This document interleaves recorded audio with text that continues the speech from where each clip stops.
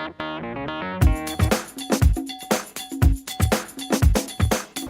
this is Sitima Fowler, co-CEO of Capstone IT. I am so excited to be here with Mike Whyte, President and CEO of EWASTE. We're in for a treat. Mike is a true Rochester entrepreneurial success. Under his leadership, EWASTE, formerly known as Regional Computer Recycling and Recovery, has grown to be one of the largest and most respected electronics recycling company in the state. And they have grown to have over 120 employees, and they've been on the Rochester top 100 over 5 times.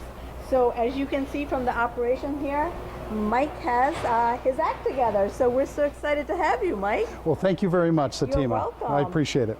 So one of the things that when I meet with business owners, there's 2 groups. Some groups are, they're calling the economy so bad, and that's the result of why their business isn't growing. And then I meet with business owners whose businesses are thriving.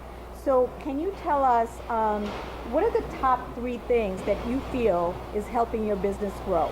Absolutely, absolutely. And thanks again for having me today.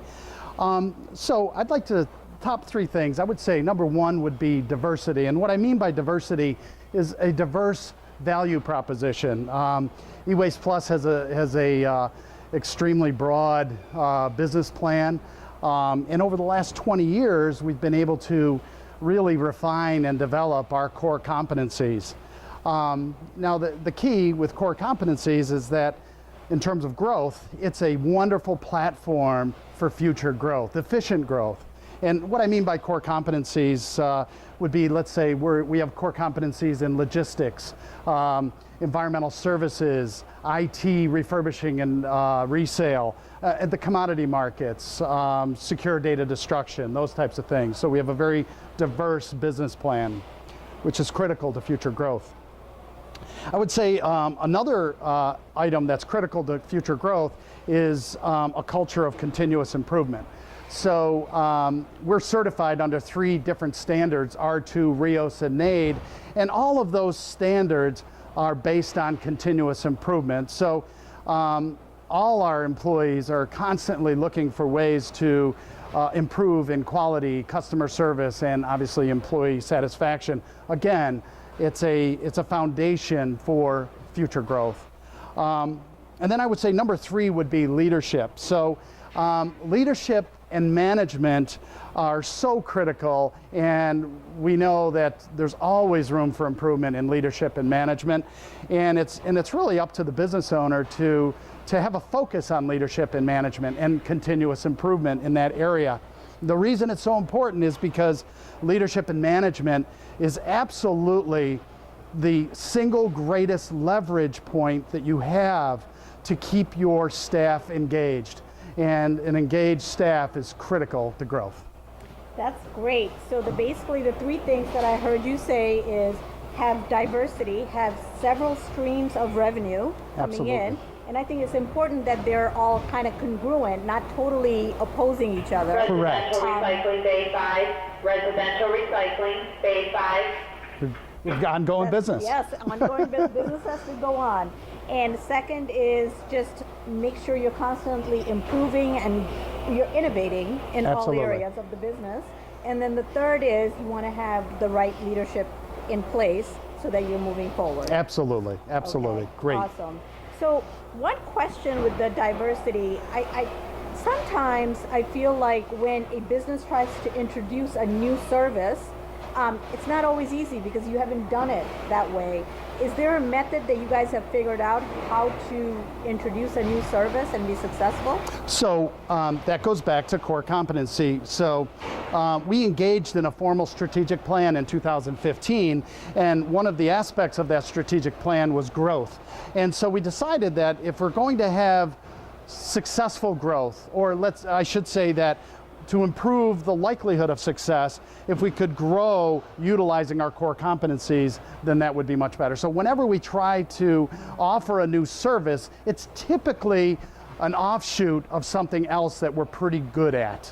Does that make sense? Yes, that's okay. absolutely key. Okay. That's perfect. So What advice would you have for the other group of business owners who are struggling? So, I've been in business for a long time, well over 20 years, and I have been blessed with receiving tremendous advice myself. So I'm going to pass some of that advice on right now. Okay. And so if you're struggling, first of all, you have to understand, what are you struggling about? It's generally an issue. It's a specific thing that's happening in your business. Maybe it's a personnel issue. Maybe it's a business plan issue. Maybe it's a regulatory issue. But the key is that you have to understand that there's so much help available to you. For instance, I'm a member of a Vistage CEO group locally. There's another group called SCORE, which is retired executives that are out there to help. As a business owner, an entrepreneur, it's really up to you to seek out that help.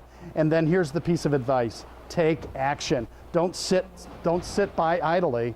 You have to take action to correct the issue that you're struggling with. That's awesome. So I love your name, EWASTE Plus. What came about? Why the name change? And has that helped you with your business? It absolutely has helped. I'll jump ahead, but I'll tell you, the reason that we changed their name was because our former name, Regional Computer Recycling and Recovery, and our former logo, RCR&R, was not in alignment with our URL, our ewaste.com.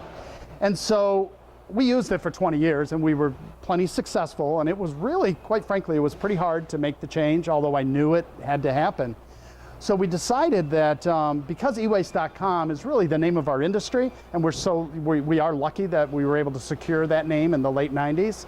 We were kind of first to market in this area.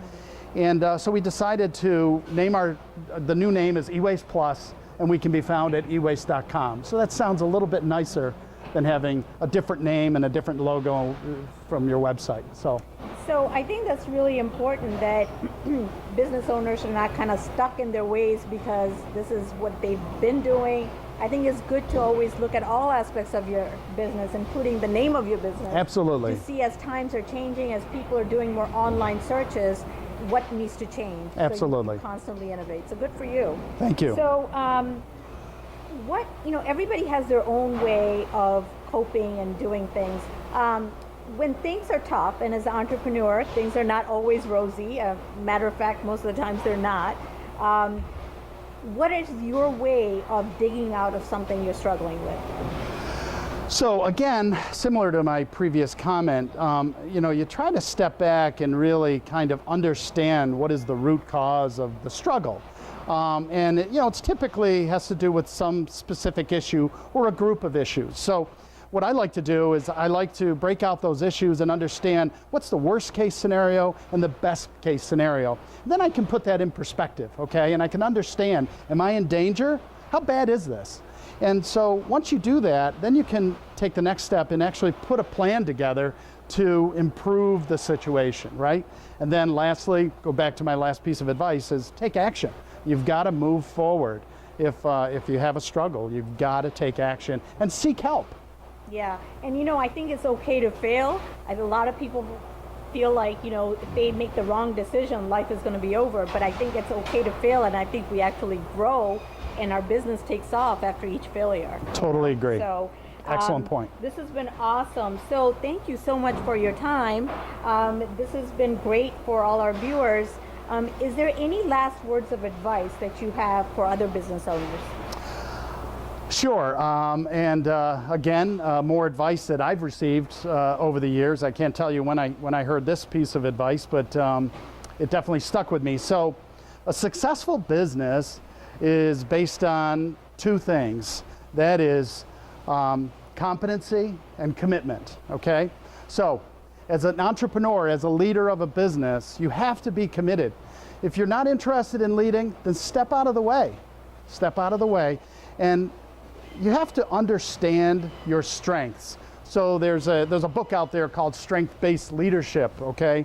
So understand your strengths and then reach out for help. Either hire other managers who complement your strengths so your organization has a strong level of competency. So commitment, you've got to drive the commitment, but then you can seek out the ultimate competency. Awesome. Commitment, don't give up. That's right. And find the right people. Absolutely. Awesome. So thank you so much for your time, Mike, and thank you for watching. If you want to apply to get interviewed for a future episode, go to rochesterrockstars.com, and I hope to meet you soon. Thank you so much, Sitima. You're welcome. Thank you. All right.